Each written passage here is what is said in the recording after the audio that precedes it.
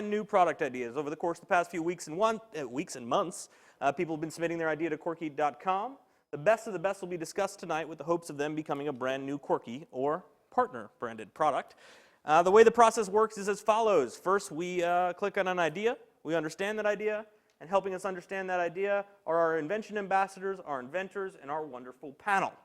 After we understand the idea, we go down the panel and talk about whether or not the idea is any good. People on the panel tonight are fantastic. Wonderful panel, right, Anna? Yeah, best. The best panel ever? Yeah. Really? Yeah, I'd say so. Okay.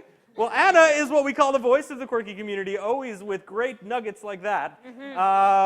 You have lots of tools at your disposal as the Quirky community. You have a slider on the upper right-hand side of your screen. Pull it to the left if you do not like what we're saying.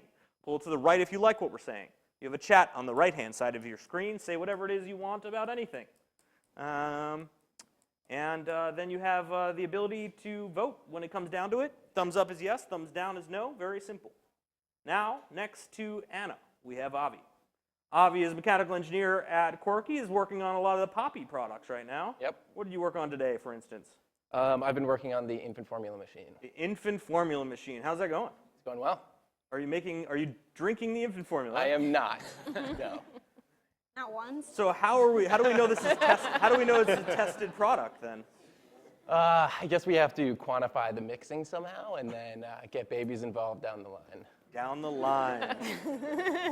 And next to our wonderful mechanical engineer, Avi, with our Poppy line, we have Petros. Give it up for Petros, an industrial designer at Wink. I'm sorry, at Quirky. Petros, what did you work on today? Or if you could say. I think I could say, well, now I could say, I mean, working on some preliminary Harmon stuff, kind of sifting through some of the great ideas the community's been putting through. So. All right. To my left, your right, is Megan, the Office Ninja Warrior Princess of San Francisco. You do everything at San Francisco. Yeah, you run the place. Exactly. I think everyone would agree in San Francisco. Let's cut to San Francisco so you have to see what she has to deal with. Yes. Welcome, guys. Looking good. Next to you, as I said to the audience here, is the most opinionated person at Quirky, despite popular belief. That is not me. This is Lucas. Give it up for Lucas. Woo! Lucas is a mechanical engineer here at Quirky. Before Quirky, you were at a company called? Hasbro? Hasbro. No good. No good. Bad. Talk to their stock right now. Ouch. Okay. Anyway, told you he was opinionated. You'll be talking about why ideas are great, right? Sometimes. That's usually what he does. And we have a special guest tonight, usually filling the community seat, but tonight it is not a traditional community member. Instead, it is a partner. But he is not speaking on behalf of the company he is representing. He is giving you his own personal beliefs on whether or not the idea is good. So without any further disclaimers, this is not Sully from Quirky, who is also named Mike Sullivan. Let's get a microphone on Mike Sullivan, please. Let's get a camera on Mike Sullivan. Can we do that? No? Okay, so there's a Mike Sullivan there, and then there's a Mike Sullivan there. They're both Mike Sullivans, and they're both their middle names are Patrick. So they're both Michael Patrick Sullivans, and one runs the GE Lighting relationship. The other is the Senior Director of Global Brand Marketing at Fisher-Price. Give it up. Woo! He is from Buffalo, New York, which makes him the biggest Buffalo Bills fan. Which is something probably every resident of Buffalo, New York says. I don't know. I have a full-size Buffalo Bills helmet and a backpack today that I carry with me everywhere I go. I take a picture in it a day and put it on Instagram, so at some point, it's going up there. You have to be kidding me. Nope. Would you mind if I had someone grab your backpack? Oh, yeah, no problem. Okay, can someone grab his backpack, please? It's a blue with a Big Bills logo on it. So. Why do you do that? So, what's your Instagram handle? So I have a whole blog. It's The Kick is Good, all one word. There's a Twitter. There's a blog that I write. I thought you were full of shit, but you're completely right. You are the biggest Buffalo Bills fan. Excellent. Well, without any further ado, and before we get your Buffalo Bills helmet, which you schlepped down from Buffalo, New York, wow, it is actually a thing. Is it? He was telling the truth? He was telling the truth. All night. I'll tell the truth all night. Would you mind if you wore the helmet for the rest of the meeting? Just to It's stay really true to warm. your brand. A little bit. I'll wear it for a little, but it's really warm, so at some point I Okay. will take Yeah, it no, off. you don't have to do it. I was just kind of messing with you. But Hold on. We got to do it just once, all right?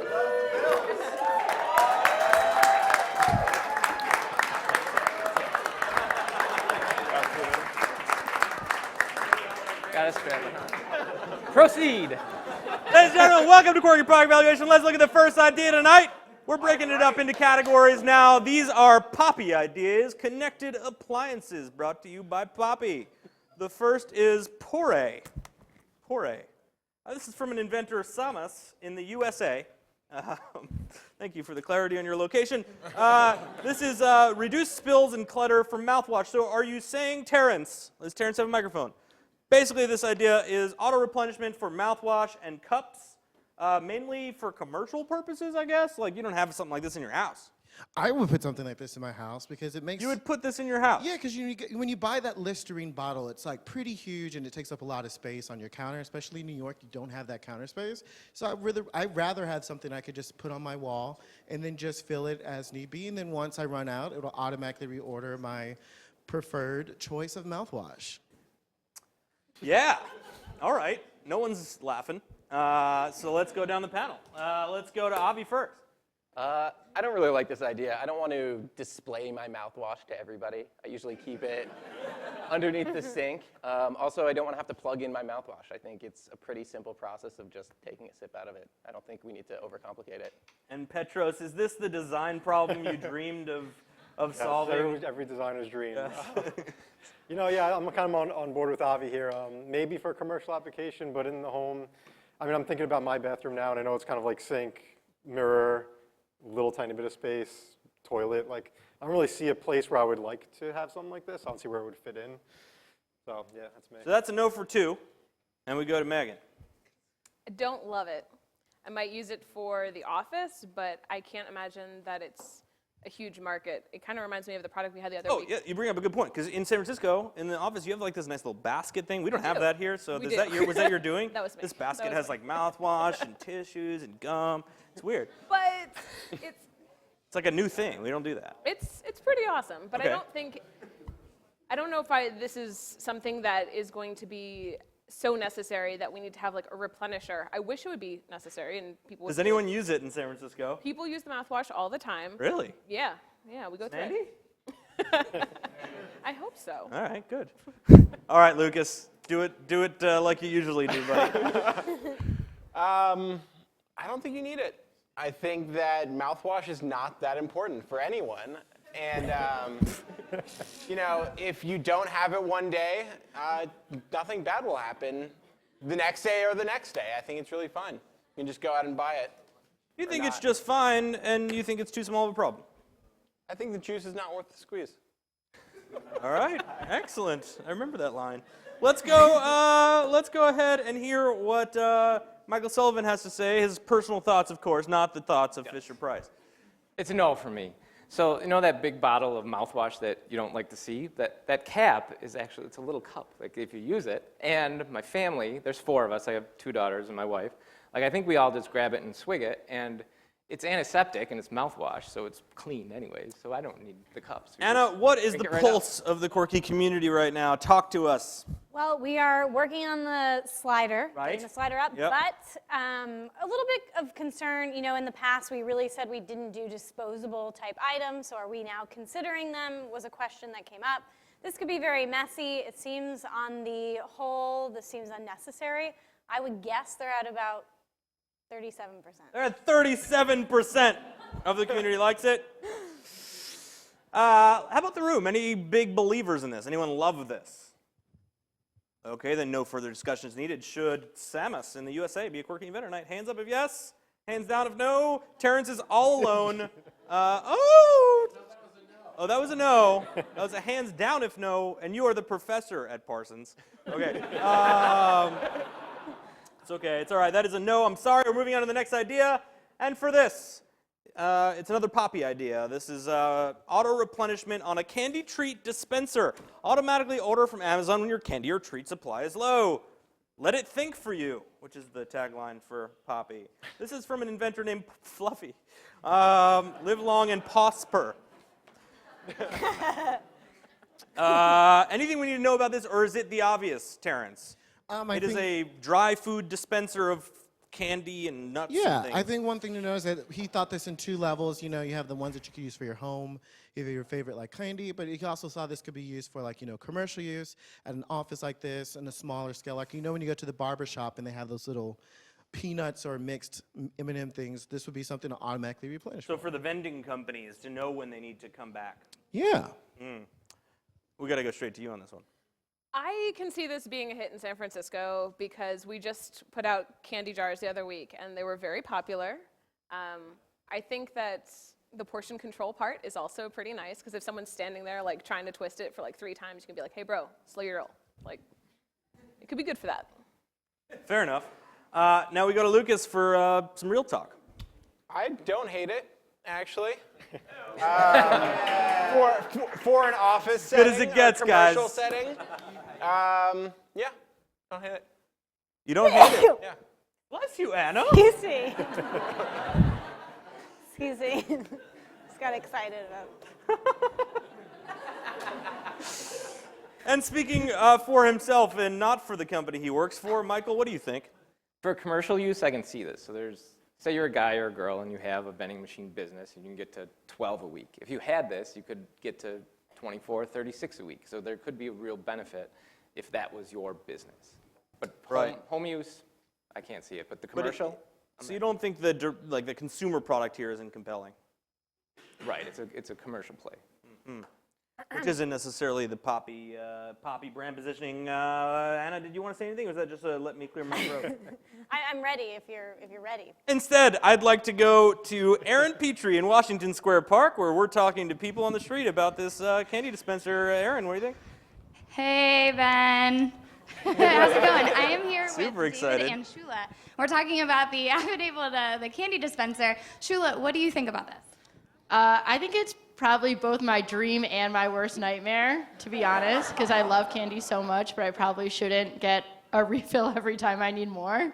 Yeah, that's fair. I'm kind of on the same wavelength as you. What about you, David? Yeah, I think my big fear is that the candy sits there for too long and then melts or gets stale. I think melting is probably a bigger. So we're talking like chocolate specifically. Yeah, chocolate. I only really like chocolate candies, so I think it would be less effective for that, unless we're talking M&Ms potentially. You have to keep it room temperature or colder. They seem pretty interested, Ben. Back to you.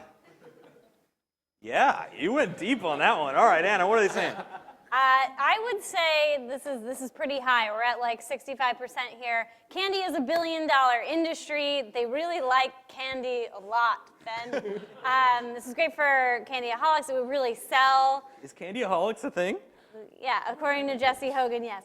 The only question is, how would it work if like one candy's low and the other ones are still full? Like if, you know, like a certain flavor of Jelly Belly is. So there may need to be different compartments, and then those and compartments then would have to They would have to each. Yeah, it's kind of like what we're doing on some other stuff. Oh. I thought you were gonna say our candy bin, our new candy thing. We have a candy thing Yeah, in the office? yeah. Oh, interesting. Nice. All right, Avi. I think this makes sense for commercial use, but I'm going to eat all the candy in the house, and then you're going to send me a new bag, and I'm going to eat that too. And I don't think we need to be promoting all this candy eating. Fair enough. Petros. Yeah, actually, I don't hate it, actually. I mean, we're developing a few products that have similar mechanisms, so it would be pretty easy to develop. You know, I had one of these in college, and, you know, when it ran out, yeah, one of those things, you know, and after it ran out, we'd have like a glass globe of like Skittle ashes for like a month until someone went out and bought more Skittles. So, Skittle you know, ashes. It'd be pretty cool if it reordered. You know, it might be a little bit much for what it actually does, but, you know, I think it's not bad. Susan, you have a mic? No, it's Daniel. Oh, sorry. Where are you? Okay, all the way back. Hi. I think this could be great because you could pair it with a different kind of subscription service where it's like a Russian roulette of candies. So So it could be like, we don't know what we're going to send exactly. you. Like, I mean, this like is a a Birch dispenser Boxy that could style, work for like, any kind of candy. surprise candy. And you could have a playlist of candies, or you could have like a Oh, surprise like a candy. Netflix of candy. Yeah. So this with some kind of subscription service that altered that could be really exciting for whoever wants that. But would you want it? Would you buy it? I would want that, yes. All right, sir, here, let's go to you. before we go to Susan, and first Tim. So I love the candy idea. I'm a big candy person, but also the dry goods. Somebody brought up dry goods, so like granola. It could, in theory, Cheerios, dispense other all that things stuff. besides candy. Definitely, because You're candy you could broadening be it. like, I gotta cut back on the candy, but the dry goods for sure, the consumables. That's right. All right, sir. Yeah, I like the commercial use of it, but generally in a lot of commercial offices, you have somebody that's responsible for fulfilling these things within the office. You're also seeing now Amazon has already launched a little button that you could put for things such as you want to replenish detergent. Are they going to get into That's a the space program. like That's this? what we're talking about. No, this is in partnership with Amazon. In partnership with them, okay. Would How it do you still, like it? Oh, I might like it a little more, but still automatic replenishment, I think may make it a little tricky. Yeah, Okay. I think you still need some of the other control over it.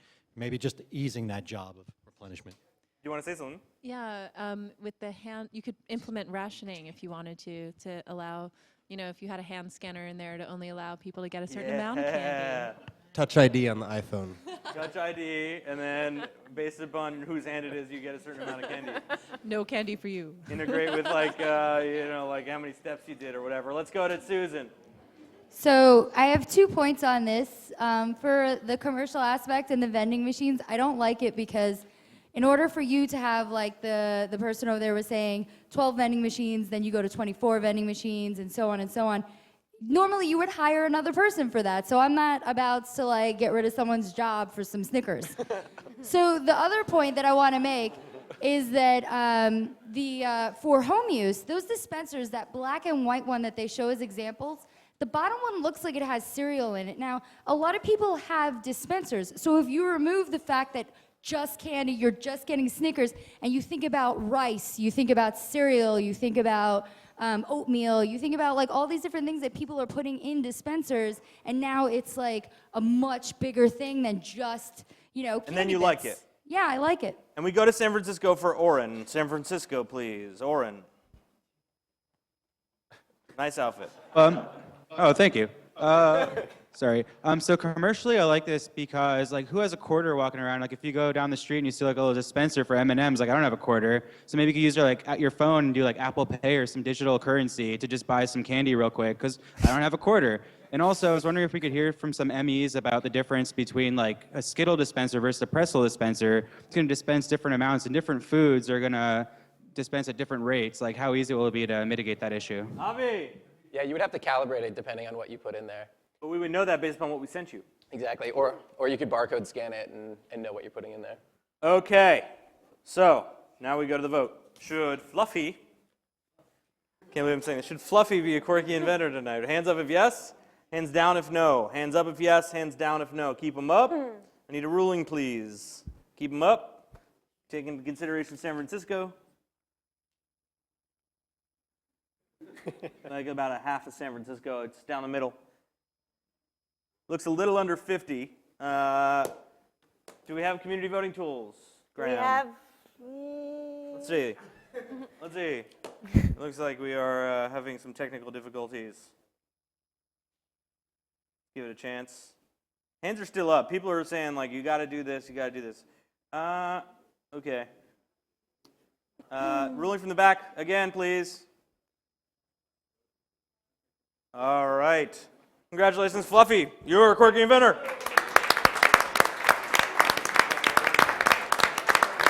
Guys, we're working on the site. They're saying in my ear, we'll fix that community vote. Apologize. All developers working on Quirky 2.0. Not much time being spent on Quirky 1.0. Okay, here we go. The next one. Oh, we're in a new category. This is lighting, brought to you by GE. Yeah. We have a special guest from GE tonight. The one and only Sam Olston. GE's, what are you, you're like the head of digital stuff, right? Yeah, head of digital stuff. Actually, I saw him introduce Questlove. He actually said, I was reading a piece of paper, he said, I'd like to introduce Love, Quest.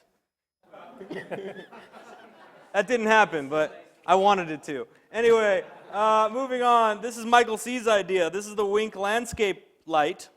Landscape lighting is really adding to home presences. Unfortunately, the cool features don't exist. So this is basically landscape uplighting that is Wink-enabled, connected.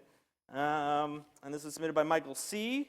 Let's go to the partner lead of GE Lighting at Quirky, Mike Sullivan, the Quirky variety.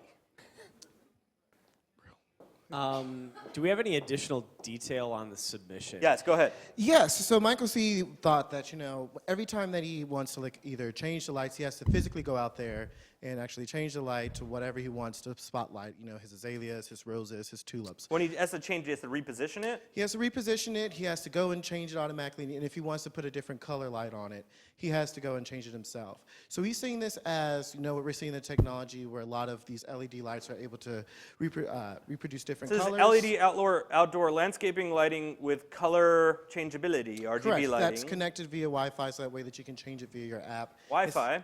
That you don't have to go and change, you don't have to go out and change each light bulb yourself, you just have to flip it through the app.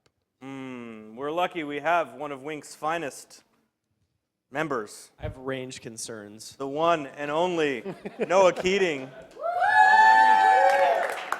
Noah was the first iPhone developer at Wink, I think, right? You were? Yeah. First iPhone developer at Wink, and he's here right now. I'm here. Hello, Noah. Hi, Ben. Talk to me about this idea and the Wink excitement level, the impact score for this.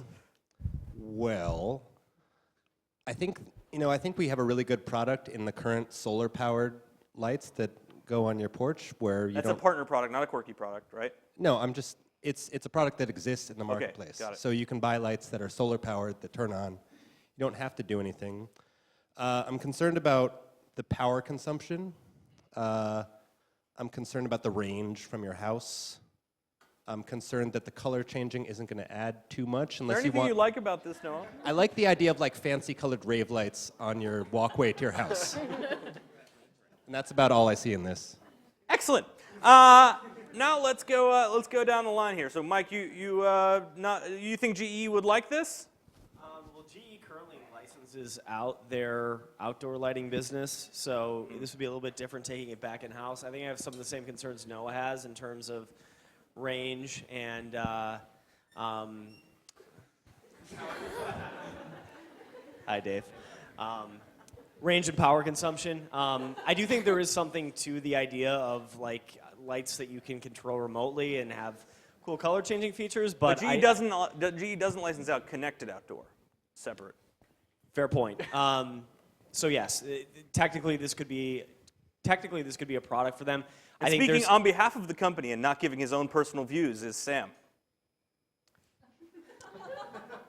Not GE's perspective. Let me just, I think my mother would love these. All right, you're into it. In her home in Minnesota. So if you were giving GE's perspective, but you're not, but if you were, what would you say about this? It's interesting. I mean, the same way that we want light to change the environment and atmosphere and feeling inside, why would you want to do that outside? Fair enough. Good point. Mike Sullivan of the Fisher-Price variety, speaking on behalf of his own views. I like it. Okay. So I like the idea that you could do different levels. So this part of the house I want to be really bright. This one I don't. Power consumption and range aside, those are things to work out. But the idea of being able to change the color, like St. Patrick's Day, it's green. Christmas, it's green and red. Empire State Building, yeah, whatever day. You could change it however you wanted, and your house is alive and has personality. There's something to this one. I like it. Lucas. I think my mom would love this. Yeah, I know. My mom's single. Yours?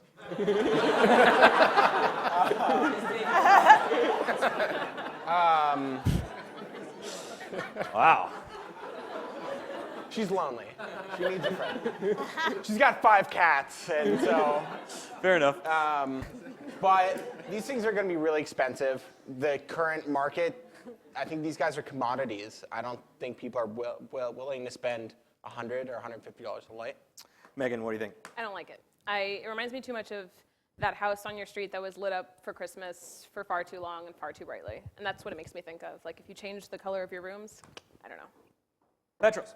Well, speaking of her point, if they had these lights, then right after Christmas, they could just go to their app and then change the color. And then you wouldn't be annoyed anymore. I'd still be annoyed.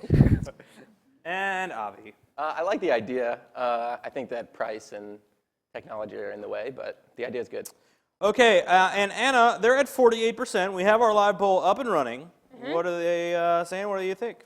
Half of them like the 49% lights. now. Half of them like the lights. Halloween light shows, yes, but why can't, this comes from Peter Wadsworth, why can't people use existing connected GE bulbs in their landscape lighting products? They can. They can. Yeah, the big bulb works outside, right? They're sealed for outdoor use. The PYRA 38 works outdoors. So why, that's the point. It's just one color temperature. It's basically on, off, and kind of dimming.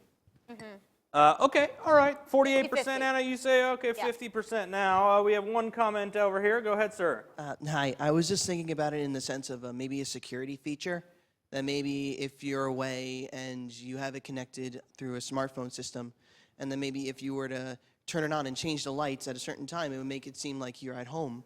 So Scheduling and presence scheduling and maybe to turn it on and turn it off when you're All right, away. they're up to 53. Let's see if the room agrees. This is Wink Landscape Lighting by Michael C. Hands up if yes. And the room's not there. I'm sorry. That's a no. On to the next one. This is also submitted to our partner at GE Lighting. This is a PYRA light fixture from a longtime Quirky inventor named Kansas. 201 ideas submitted to Quirky. Crazy. Here we go. Smart LED or OLED light panel, where all 4 facets are individually controlled by the app. So this is basically a diamond-shaped or PYRA-shaped looking thing hanging from the ceiling. Looks like it's in a commercial atmosphere, but maybe it could be in a residential atmosphere as well. And you could turn on and off individual panels of the 4 panels on the fixture. It does look decent, but my question is, why would you want to turn off one panel? Which is a question. What's the idea here? Yeah, so as you said, as she's imagining this is currently in a commercial place, so if you have maybe, the lighting might be too harsh at the time, you can also change it so it's not fully Different fully times lit. a day or Different times of the day so you All can right. sync it so that way it's not so harsh on the eyes. And as well, if maybe you want to light one side of it because other people are maybe out of the office or you just need just a specific spotlight, it gives you that option and that variety. All right, let's go to Sully again here. Sully, what do you think? Other Sully. Me? Yeah, sure. All right. I don't see what's novel about it. It's lights that turn on and off, and I think we've done that. Not into it. Lucas. Not into it. Megan. Not into it. Kind of the same. I mean, the concept of a fixture is kind of interesting. I actually have seen a lot of submissions in regards to like directional lighting, and one of the issues with like a screw-in lamp is you don't know exactly what direction an LED array might be pointed. This would solve that. That said, I still think it's addressing a fairly small problem. Fair enough. Thank you, and Petros. Not into it, Avi. Not into it. You need a whole different light fixture to be able to hold this up. All right, they're at 38%. Not that high. Anna. While it might save energy, they just don't really see the value and why somebody would buy this. Seems like dimming might take care of it. Probably a little bit of confusion, but. You want another one? I just want to, not specific to this idea, but it's something for the community to think about in general. Like, the reason why fixtures are interesting in the LED space is because the lights last 20 years. So it's fair to argue that people will actually change their fixtures out more often than they will change their actual lights. So. Anyone else have anything to say on this? Or should we go to the vote? No? Okay, we go to the vote. Should Kansas once again be a Quirky inventor? She already is one. Hands up if yes, hands down if no. That's a no. And that's a no. Excellent. Moving on to the next idea. Oh, we're in a new category. This one, toys and baby, brought to you by your friends at Mattel and Fisher-Price. Look at that. You see that video? Little things going on. It's pretty cool. Toys and baby gear presented by Mattel. And of course, we have Fisher-Price's Senior Global Director of Brand Marketing, Michael Sullivan, but he's not going to be speaking about whether or not the company likes this toy idea. He's going to be speaking about whether or not he likes the toy idea, which I guess is just as important. But we're moving on to the next idea here. This is the Roller Coaster Engineering Lab. Ooh. Teach kids to design, construct, and test out roller coasters. This is a resubmission. Andrew Ng submitted it prior, before we had a partner in the toys category. Went ahead and resubmitted it last week after the announcement of our partnership with Mattel. Let's go to Avi first. Avi, you're an engineer. Yeah, I love this idea. This is kind of the combination of Roller Coaster Tycoon and Erector sets. I think it's educational and it's fun, and this is what I was doing when I was a kid. I think this could be stretched beyond just roller coasters as well. You could design something on your computer and print out an instruction book of how to build it. That's pretty cool. So you think there's like a digital physical play to it? Yeah, absolutely. Physics, the whole thing. All right, Petros, what do you think? Yeah, I mean, I love it too. I think, you could also maybe include an app that like has different kind of tracks that you could replicate and kind of teach you things about them and the physics that go into it. I think it's great. All right, Megan. I like it, but I want to know what makes it different from other sets. And we can answer that via Terrence, your invention So master. the awesome with this is why I say it's teaching engineering is at this point we're not giving you a set track to build. These other devices say that this is what you need to build, and if you do this, it's complete. This is what you're doing is learning that. If you put something at the incorrect angle, then it's not going to be able to go up that high because it's going to just fall right So back. you remember a Roller Coaster Tycoon, like you set up your thing and you could fail. So this allows you to fail in building what you build and learn how to make a successful, roller coaster. Do you like it now? And I like it, yes. Okay. You are for kids failing. I'm for You're I pro love failing it. children. I love it. Let's go, Lucas. I love it. This is a STEM toy, so Yeah. I'm all for it. And speaking not for the company, let's hear about it. I shared your concern about how is this different. I don't know if that reads fast enough. When you're walking through and there's this roller coaster set, but this one's set up to fail. Like that's, you got to work that piece out, and I see the value. Learning when you don't even know you're learning is an amazing thing. That is, chocolate cake with vitamins that we've been after forever. We got to figure out that little piece to get me. I like that nugget. Really excited. Chocolate cake with vitamins. Let's go, Terrence. So I think what I know, especially from like growing up, is like when you're in the Lego or in the Mega Bloks world and you're building these things, is that Thank you. at one point Good plug. that you want to say is that you're tired of like actually building out. And I think for a lot of people, especially in the older generation who still play with Mega Bloks and who still put those sets together, at that point you want something that you can actually create on your own. And I think it's going to sell especially for kids because they're going to like, I've done this before. I want something different. And it's going to be for these adults to say, okay, now I can actually set this stuff up. All right, we're going to get a mic to Dan Turk, but first, David Colt. I think this is really cool, and I think part of the idea behind failure could be, at a retail level, could be changed, and you don't have to think of it as like fail, whatever. Exactly. But I think part of the design and engineering of it could be cool is that the fine tweaks that you would need to make to let it not fail, instead of having to rebuild it from scratch every time and like rebuild it from the bottom up, to like be able to like squish a brick to make the curve. On the whatever. street, we have Aaron. Hi, Aaron. Hey, Ben. I'm here with Mike. Mike is actually a designer himself. What do you think about the engineering roller coaster lab? I think it's awesome. I think We have Kevin here, too. I think it would be good for the kids to learn about gravity and stuff through roller coasters, and it's a fun way to learn. And I used to play at Roller Coaster Tycoon when I was a kid. And Me too. It's tight, right? Yeah. Kevin, what do you think? You guys didn't really explain it to me. All right, excellent. That's our bad. Now we're Okay, back. but all in all, Anna, you they're at 68%. 68%, really overwhelmingly positive. It combines a lot of things people love. Connects, Roller Coaster Tycoon, Marbleworks, Lego, etc., so on and so forth. It inspires future engineers. There is a little bit of concern that they just want to make sure it's really different from what exists. And Dan Okay? Turk, one of the design engineers here at Quirky. I think it's a great idea, but exactly what Anna just said, like that is clearly a photo of a roller coaster toy kit, and I think there are ones that already exist. Just want to make sure we're not stepping on any toes. Fair enough. Uniqueness in question. 68% of the Quirky community likes it. Final comment right here in the back. This sir right here. He needs a microphone right here. Oh, excellent. Go ahead. Hi, so I just thought it was interesting from a consumer perspective where parents would be tired of buying a kit that can only be built once in one way, whereas this way they can build it and their kid can take it apart and try something else completely different after that. More so with the expensive Lego kits, once they build, they're one item that's kind of it's built That's and it. they won't dismantle it, so I think it has that aspect. We go to the vote. Should Android be a Quirky Inventor Night? Hands up if yes. Okay, now this is not full inventorship, but we will bring your product to our partner, Mattel and Fisher Price. Congratulations. All right, the second idea in toys tonight. This is a fun one. Here we go. This one is from Coben Arts in San Clemente. Plug-in compressor that refills air tanks for the air blaster. No more pumping air into toy guns.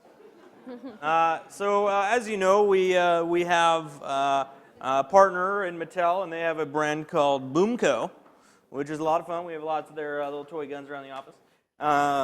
But you do have to pump them in order to get that going. So the idea here is that this is a station, and when you have your toy guns in there, they are sort of filling them with compressed air. That is the idea. It is an accessory to a Boomco gun, I assume.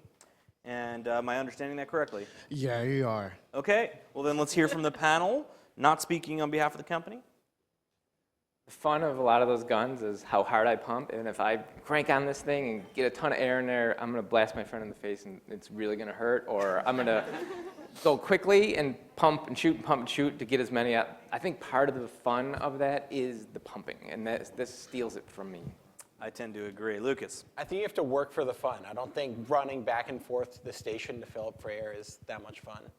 Fair enough. Megan? I like it. I want to test this in San Francisco because last week when we were playing with the guns, you ran out and you had to like take the time to actually sort your gun out. Fair enough, fair enough. But it was fun. It interrupted your play cycle. It interrupted the play. Exactly. All that work. All right, Petros. Yeah, I mean, I think it's pretty cool. I mean, I'd be interested to see, you know, how many shots you could get out of like one refill, how long it takes to refill it, and things like that. But I think it's all right.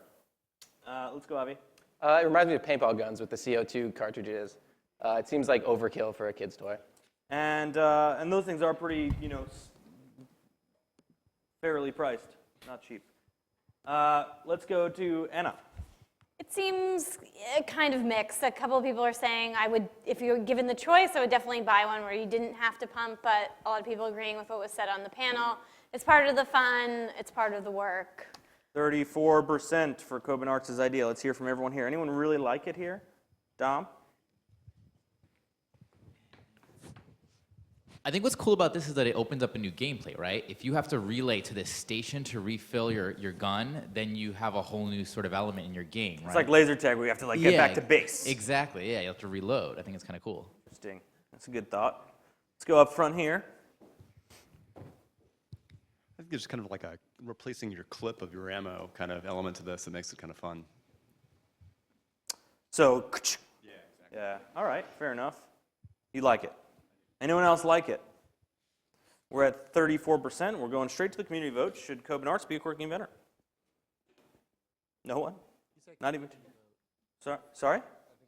Community vote. I said community vote. I meant to say we're going to vote. Should Coben Arts be a quirky inventor? Just Terrence. Okay. I guess it didn't matter.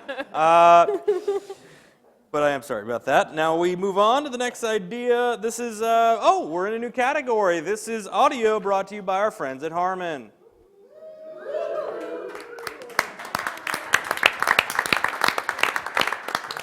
Okay, SNAPTRACK Wi-Fi speakers. So there is a video of this or no? It says video. But no video. Okay, this is from George Schneider in New York. Basically, the idea is use the power coming off of the track and track lighting to power Wi-Fi ceiling speaker. So the basic idea here is that powering speakers that are wireless is always the tough spot. You never really have them where you need them. So this says, let's use the track. It already has power going to it to power your speakers up in the ceiling. Pretty simple idea. George Schneider in New York. Let's hear about it. What do you think? Michael Sullivan. If you have track lights, this is a great thing. My wireless speaker is dead every time I turn it on because of the power. So I don't have track lights, but if you did, great. So the problem is how many people actually have track lights? This is your question. Yeah. And Lucas, that was where you were going. Exactly. Maybe it was track lights. You think it's more of a commercial place that has track lights? I think some people have track lights. Yeah. But it's only some people. I have to say, like, we have track lights at the back, and if instead of having to wire speakers, because we have to wire all these speakers, I could tap into the track lighting, we could have not had to wire all the speakers. That was obvious, but where I was going. But Megan, what do you think here? Does it have to be the track lighting, or can it be any power source that's already plugged in? I think this is purpose built for track lighting. Not a fan. Yeah. Alrighty, Petros. Yeah, I mean, I like the idea of using what's already existing to power something else. Why not? Should we do a community vote to find out how many people have track lighting, Anna? Yeah. All right, you're on your screen. You're going to have a thumbs up and a thumbs down. I apologize for the tools being down earlier, but they are up now. Thumbs up if you use track lighting. Thumbs down if you don't. Just want to see how big the market is for track lighting, anecdotally. Hands up if you have track lighting. Hands down if you don't, here in the audience. Thumbs up and down out there in the field. So you guys have track lighting if your hand's up. Okay. There's a bit of a lag, but we're going to wait. About half-half here. It was about 10%, 15% of the audience here. About half of the people in the community said they have track lighting. Now, let's go to Avi. It's an interesting idea, but all tracks are different. They're different sizes, and some are DC powered, some are AC powered. So you would kind of need a special speaker for your own track. You can get outlets that plug right into your track. So if you wanted to put a mount up there and just plug it in, you could do that, and that product already exists. You're saying the cheaper way to do it is take whatever wireless speaker you want and just duct tape it to your track. Exactly. Sure. Awesome. 47% now. Anna, give us some nuggets. People are saying it's a cool idea, but does your light always have to be on when you want to listen to your speaker? Good It point. sounds complicated to set up, and agreeing with Avi here, can you make this universal? Okay, so a lot of people, when I say a lot, about 20% of people here had track lighting. Is there anyone here who has track lighting that would buy this in a minute? Loves it. Terrence, you love it. Let's get Terrence a microphone. You're being honest. You're being honest. You're playing the Invention Ambassador thing. Because actually, this is outside of Invention Ambassador role. Like, Okay. I love my apartment. I have like a sound system set up, but I have wires everywhere, and it's really fucking annoying. So if I could literally like just go into my track system and just throw a speaker up there, and I have like surround sound in my living room, I would be ecstatic. Because at that point, I can just take it down with me and go. I don't have to do the wiring. I don't have to do it on the rugs. I don't have to like tape it to the sideboards. You're going to go get on your ladder, get your speaker down from your track lighting, and then go on a trip. Well, I mean, if I moved, I would take this as something that. If you moved, okay. If I moved, I would take it. All right, there was someone back here that also said they would do this. Yes, sir. I have a tendency to throw parties, and it's much more convenient to not have to wire it each time and move it around. So by having it straight up in the ceiling, it's much more convenient. All right, fair enough. What kind of parties are those? No comment? All right, fair enough. Fair enough. Oh, I think we did. Did we do everybody here? Okay, Aaron, I'm sorry. We didn't get to you. Aaron, hi. Hi. Welcome. Hey, Ben. Hey, how's it going? So, we're so excited. We love track lighting. Just kidding. We're having a hard time understanding who still has track lighting. I'm here with Chris and Jacob. Tell me, what do you think? I think the idea is cool if you have track lighting. I mean, it's pretty convenient. Sorry. Jacob, what do you think? I have to agree with the track lighting. I think it's like super convenient, and I don't know. Sounds like something that's not really out right now. So I think It's not out. You love track lighting. yes, I do. I don't think they know what they're talking about. They're just happy. They're just happy to be talking to you right now. They're still laughing. They're like giggling over there. Go back to them. Let's just see. What are they doing? All right, fair enough. Anna, anything else at 40%?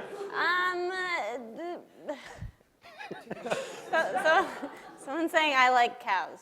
I don't. Oh, thank you, Zane Winchester. Very helpful.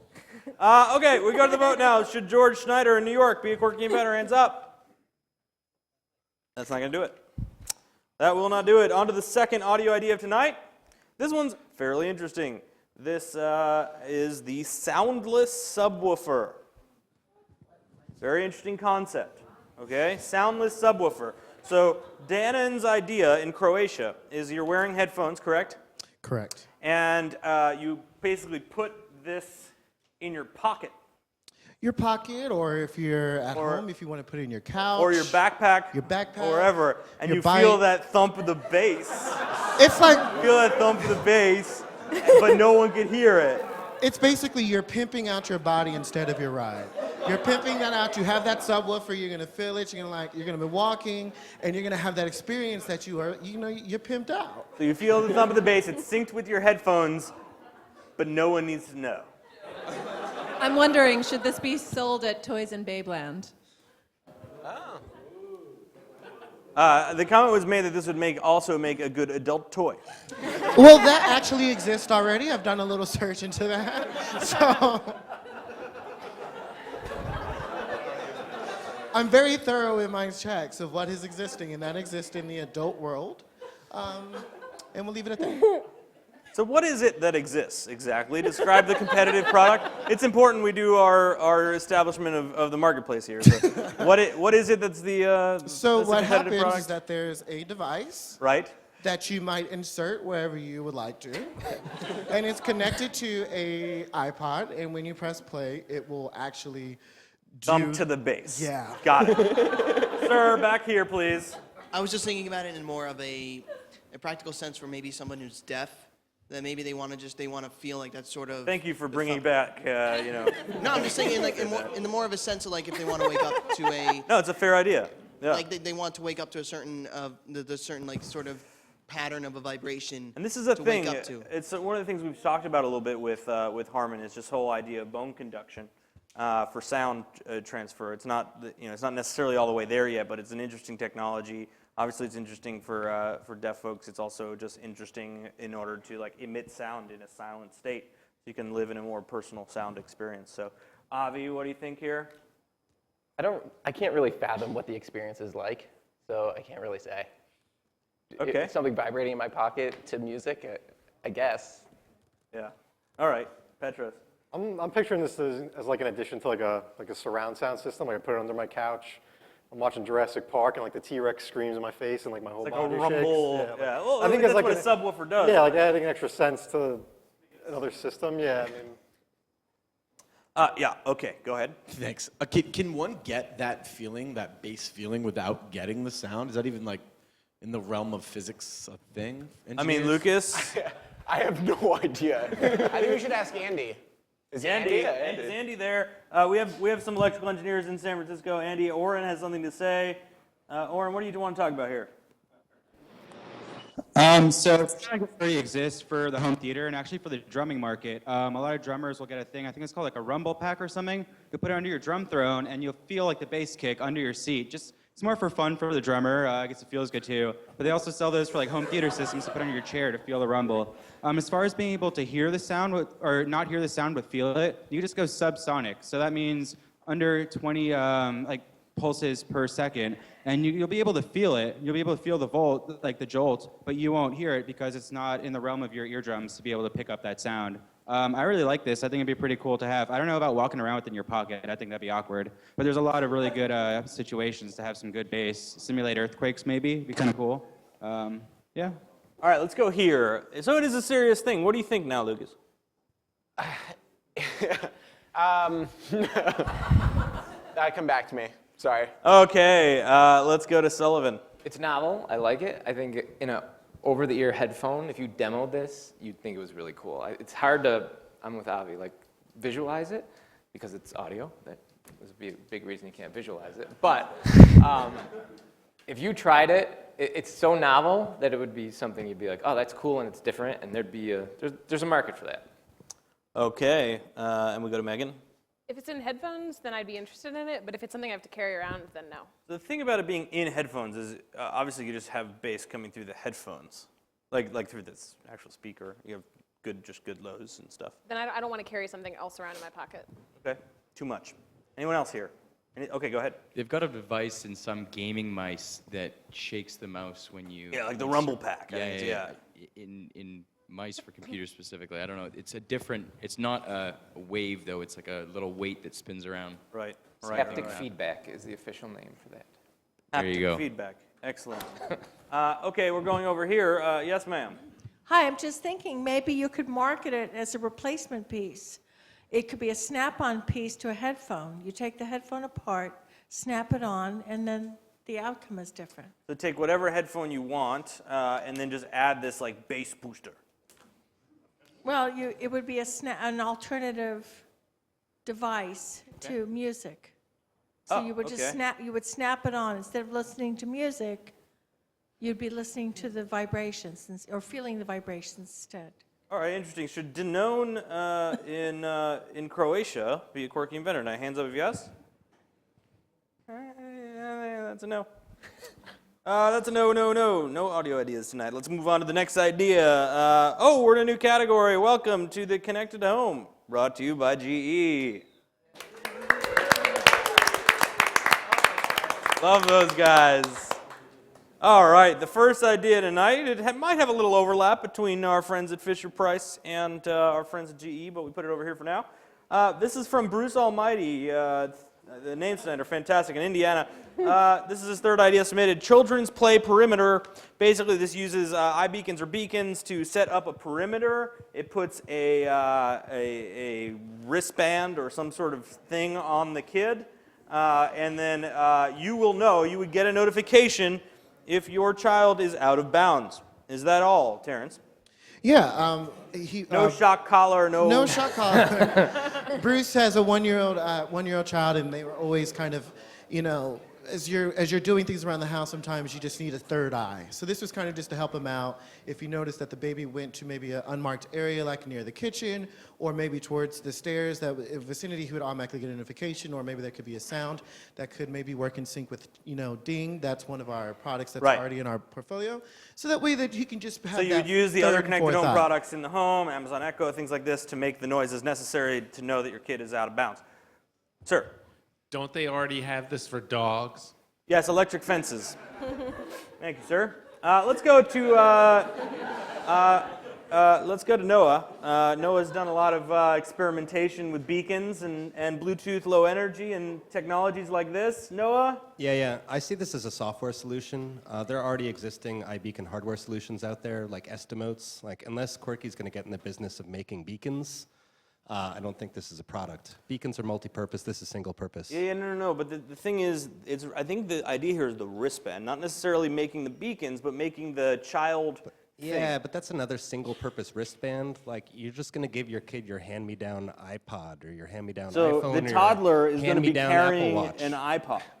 That's what this is. Well, but it would be in a child band form. So it's going to be a Bluetooth bracelet? Yeah.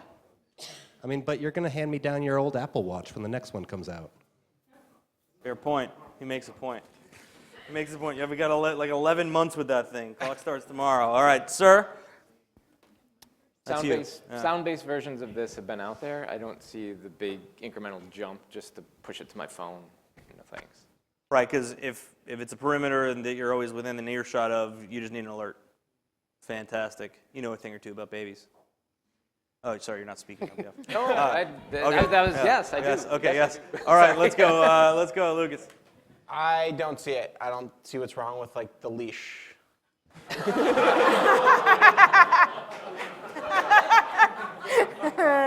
You weren't on a leash, were you? No. Yeah, I know. I could tell. Let's go, Megan. I think it's far too easy for the kids to take the wristband off and then the parents to blame the app when it doesn't work. Okay. Now we go to Petros here. Yeah, there's so much wrong with the leash, for starters. Speaking of a leash and the problems with the leash, we're in Washington Square Park with a very interesting dog. That is an interesting. He should feed that. Hey, dog. Ben. So I'm here with Dr. Chin and Rhett, both of whom are kind of MVPs. Really needs to feed that Rhett dog. has been on the cover and featured in Vogue and Women's Fitness, and Dr. Chin has done over 20,000 laser eye surgeries, so that's kind of cool. So Gives the tell dog us, food, I not know, totally water. related, That can't be about real, the right? That's all children's made up. perimeter idea. The dog really wants to eat It's a good idea something. because I've actually installed an electric fence for my dog, and that's a similar concept because the dog can't go past it. Although you're not shocking the kids, obviously. Yeah, no shocking. We're very for not hurting children or animals, obviously. And the electric fence works well because it just kind of reminds the dog to stay in the area. And I think for the kid thing, it's nice to know if your children are going to be in the place you want them. You don't have to sit there and watch them all the time. You could That read dog's a book bred and to be in the eat other out of room big and not have a Starbucks problem. cups. So. Look at its nose. Okay, that's a yes here from Aaron, Washington Square Park. Back to you, Ben. What kind of dog is that, Aaron? What kind of dog is this? A Borzoi? Oh, that's not a Yeah, it's a Russian wolfhound. And the pink is natural. Well, he did a benefit for breast cancer, so he's raised $800 for that. And he's also a therapy dog. We bring him to children's hospitals. And then we rent him out for $1 a minute, and that goes to like the ASPCA. $1 a minute? He gets $1 a minute. And then he also got like $3,000 for photo shoots. So far he's up to $7,000 in fundraising. Aaron, give the men Well, $3 that's from fantastic. me. Thank you. All right, let's go. Anna, what are we thinking here? They are thinking that this is not a good idea. Then they don't like the leash thing. This is very reminiscent of that. They don't like that. However, there could be alternate uses, elderly, mentally handicapped, et cetera, so on and so forth. So, you know. We have a young child in San Francisco. Would she mind talking about this and whether or not she would perhaps opt into wearing this? Engineer in training, what say you? She hates it. We're going to the vote. Should Bruce Almighty be a quirky inventor tonight? Hands up if yes. That's a no. Sorry. All right, and the last connected product tonight is a bed making machine. Now, this was a so this was an idea that was previously brought to eval. It made it through what's called an Explorer, not a full inventorship. Instead, a quirky employee said, "Listen, I know that you guys all think this is crazy and not plausible, but I want to prove to you that it's plausible." And so we asked this staff member, and Terrence, it was you that committed to the Explorer? It was actually Braze. Andrew Braze made Andrew Brace, he's not here right now. Okay, so Andrew Brace is like, no, I will prove to you that this is a thing and this is possible technology. And so with the help of Barbie, Yes. we will see the working prototype, the proof of concept, and then we will go back to the vote because we have already talked about this idea at length. This is the conclusion of the Explorer. It's from Rufus in South Africa. And let's talk about this, Terrence. So what we see here is this is Barbie. She's sleeping. She's having a great time. And then she's going to wake up. And, of course, she's going to, like, get out of bed. She's going to, like, go do whatever she wants to do. She's going to clip a little button on her phone. It's going to say, "Hi, I'm Barbie. Make my bed." And then the bed, there's a little motor that goes in and just pulls the sheets back. And voila, your bed is made. And it will not strangle Barbie. It will not strangle Barbie. No, I'm serious. Like, so can you open the bed up and mess up the Sit bed? up in the middle of the Yep. night. So these wires, right? These like lines that are tethering, these lines that are tethering the bed, they're rolling around. If God forbid the motor gets hit by accident, like the person's gonna be like, no? No. Oh, okay. No. So what you see, he's working on this. He used, if you look at the back, it's coming from 4 points. So you would see that there would be a connector at the bottom and as well as the top. And there's a motor at the bottom. So what it does is just pull all those parts tight so that way that Now, she do you can get need it to from buy each this corner. as a bed frame, or you can use your existing bed frame? You would use your existing bed frame. And you would just screw a bunch of tether points in, and then If you see on the side, you see that you would just insert some little clips right here, some little pulley systems. So that way that you can use your existing, Ralph Lauren bed sheet. You don't have to get a whole new IKEA bed frame. You just need to add these to what's existing in your home already. All right, well, we spoke about this a lot, so I'm going to do a rapid fire, what we call lightning down the panel. It's just a yes or no. No. No. Yes. Nope. Nope. Hold on. 40%? One moment. Maybe. Okay, now why were you a yes? Because I remember when this idea came up before, I was like, if it can be done, I think it's an idea worth exploring, and we did that, and they have something functional. I'd like to see it. I think that this would be helpful for a lot of people who are messy. Does anyone here really like it? Want to, Terrence? Okay, yes, sir. I think it's worth trying out to see if it really works. I think the problem is going to be like whether you're sleeping and getting tangled up in the ropes and Right, stuff. so you're Small problem. Small. You want a full-scale model. You're not convinced Yeah, by the yeah, Barbie-sized model. You want a full-scale model. Is that what you're saying? And my kids would, I would love it because they never make their beds. Fair enough. In order to make another Explore, we do need a staff member to sort of agree to do it in their own time, or a non-staff member. We can allow that too. Go ahead. Yeah, I was gonna say I haven't made my bed in a year, so this would be great. I think we would have to talk about how feasible it would be to maybe change your sheets out. How long that process would be to change your sheets out? Yes, ma'am. Just wondering, how would it work if your bed is against the wall?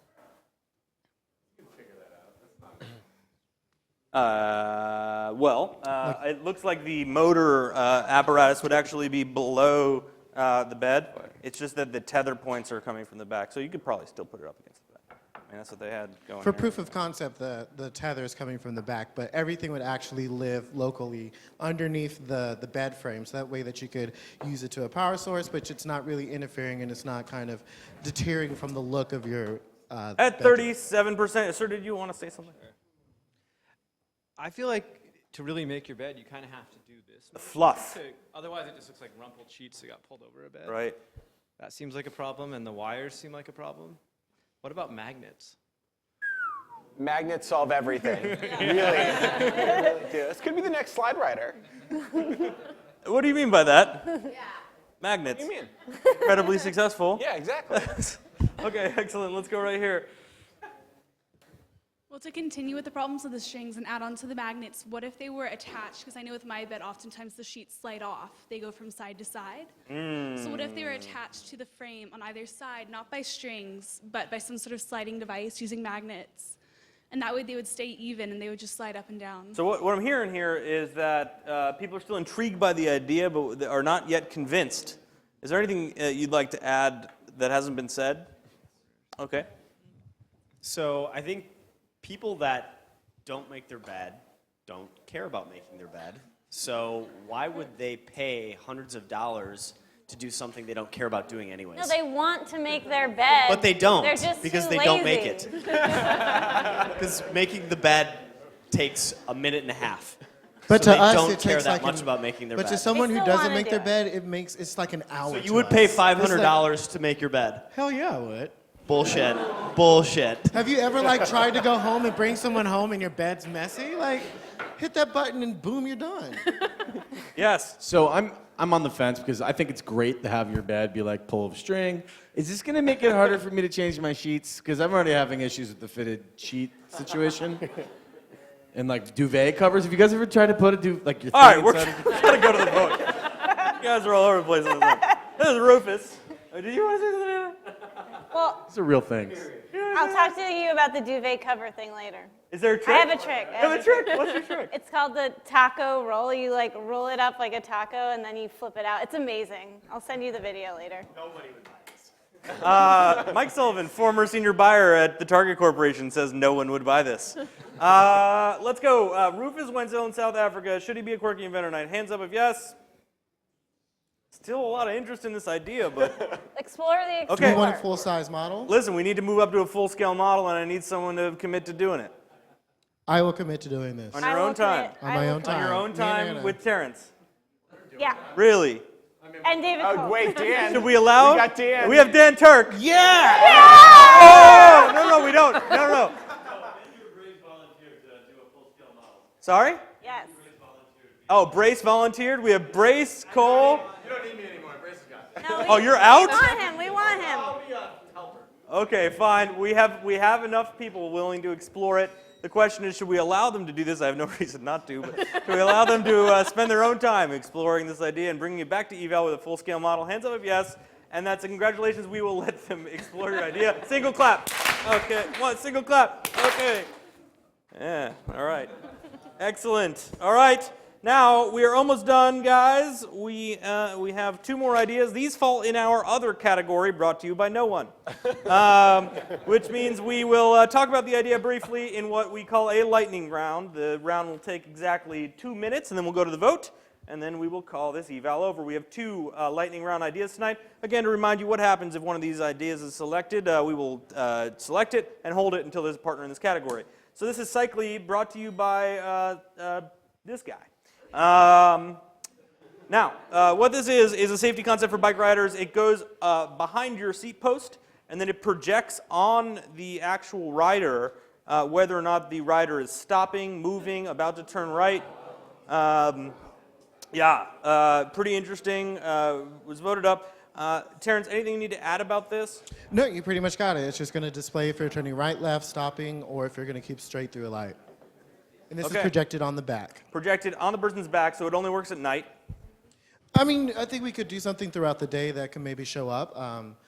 Just as well, he's using an existing technology, like there's bike lines that just can make a lane for you while you're biking. So he's just using this in a different way and just adding a lot more tech in it so you can do your signals. Okay, we have a minute on the clock. Down the panel, yes or no? Love it. Yes. Yes. Yep. Yep. 67%, yes. Anna. Yeah. Okay, 70%. Anyone here really dislike it, considering the panel really liked it? Really dislike it. Jasjeet, in the back. How do you come to know if the biker is about to stop, turn right, or turn left? So I assume the stopping is acceleration, if I'm guessing, or bike lines to the brakes, or hand position. I don't know about the right turn and the left turn. I don't know how that's going to work. Maybe just a button on the handlebars. Could just do it with a button. Why does everything got to be so fancy? 73%. Anyone else negative feedback? What about if the person's wearing a knapsack? It would project on the knapsack. It would project on whatever surface. Yeah, so I agree. You got to account for the irregularity. So instead of a thin line that's a stop, use huge iconography. So a big red stop hexagon on your back would make that real easy. maybe if it wasn't projecting on the person itself, maybe if it was showing a light to not beaming a light onto the person or the car behind them, but maybe showing a red light for stop, green sign for going, and then right turn and left turn blinkers on the back like a car You're would suggesting normally a have. refinement. We're at 74%. We go to the vote. Should this person be a quirky inventor tonight? Hands up if yes. Congratulations. We'll do that. That's a one. And the next idea, the last idea of this eval is the wireless hot plate. In San Francisco, this person is wirelessly powering a hot plate that stays consistently warm over a long period of time. It has a battery in its base. You turn it on, and it keeps the food warm. So if you have soup in a bowl, it would continue to keep it warm. Yeah, just to point out, you know, we here make a joke, but this is probably one of the most common submissions that we see of these type of iterations, that, you know, people are hosting parties outside or indoors or something that needs to stay at a certain temperature. And I think this is something that we should really kind of at least explore or look into, because this is something that's very common within our community, which is showing that there's a huge need for this. So this person is actually putting the, I'm sorry, I might not be understanding this. This person actually has the power coming from the table. I was anticipating the power being in like a lithium-ion battery at the bottom of the base of the bowl. No, it's an induction coil in the plate. It sounds like you love it. Love it. What if it was a battery powered sort of bowl that kept your soup hot? I think I could love it less. I think if that happened. Okay. And we go quickly down the panel. Yes or no? Nope. Nope. No. Nope. If we solve the safety issues, yes. Anyone here, panel is predominantly no. Anyone here, a hard yes? Then we go to the vote. Should Essential Gemini be a quirky inventor tonight? Hands up if yes. That's a no. All right, let's tally this up. We have 1, 2, 3 brand new quirky inventors and 1 explorer. Give it up for tonight's inventors.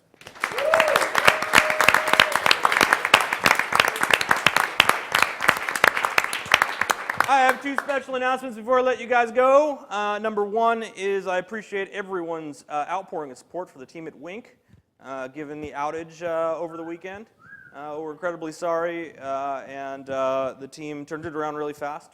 I think it hopefully goes down the records as the fastest retail recall in human history. We were out of retail and back in retail in like 4 days flat. This was a preventable outage. A lot of lessons learned, but I appreciate what you guys have said about our response, and we assure you it is not something we intend to happen again. The next announcement, on a bit more of a happy note, is we have a big eval next week. It will not be on Thursday. Usually evals are on Thursday, so please make note. This eval is on Wednesday. Wednesday, Anna, at 7 p.m. Regular time, 7 p.m. This is the conclusion. Eastern time.